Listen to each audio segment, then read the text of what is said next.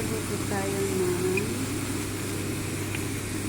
chicken taquitos with garlic, lime, crema, and jalapeno salsa. Yan po siya.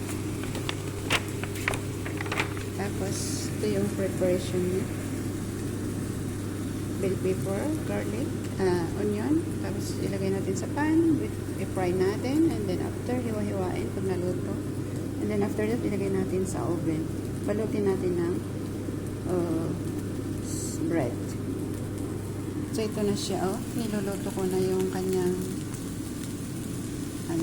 yung chicken breast. Ayan. Tsaka, bell pepper, and then onion, and then nilagyan ko na siya ng fujita. Ito.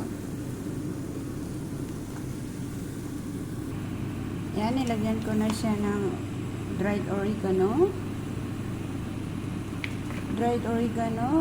fujita, smoked paprika, chipotle powder, and tomato paste. And then, i-add natin tong tubig na 250 ml. Ayan.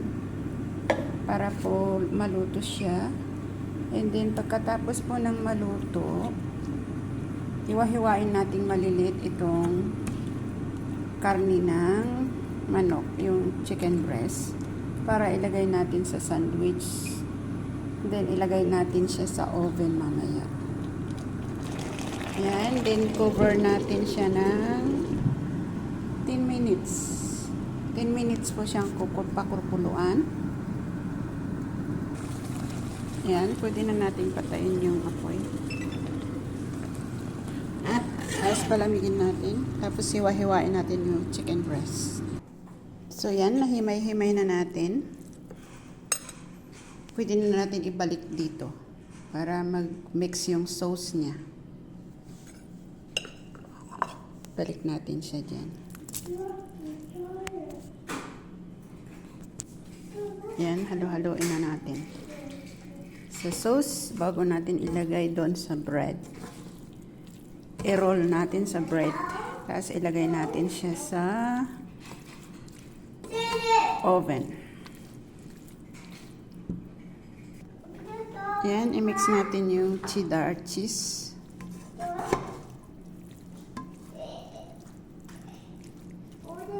Bago natin ilagay siya sa bread. Ilagay natin dito sa bread natin.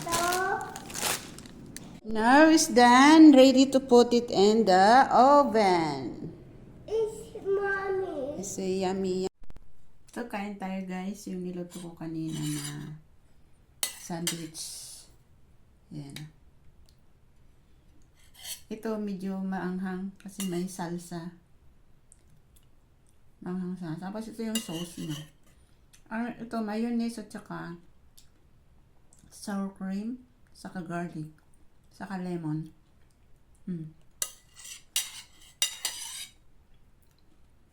Masarap siya.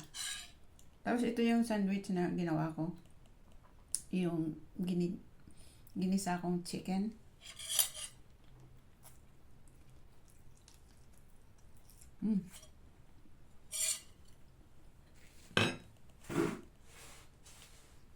Masarap.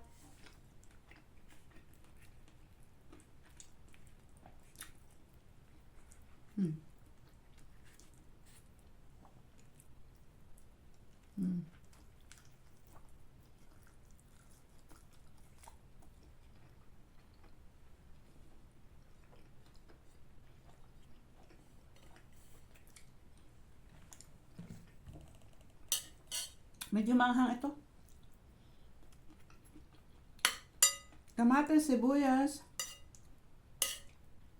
jalapeno, and ano pa?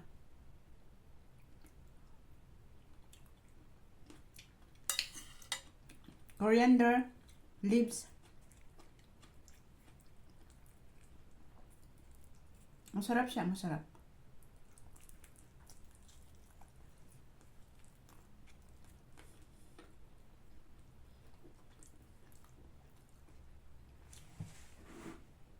Yung spicy niya, hindi siya matapang.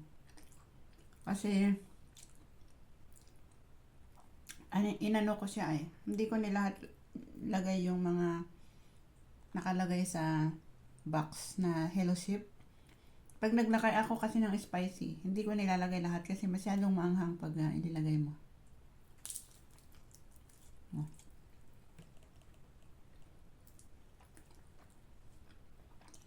Sarap.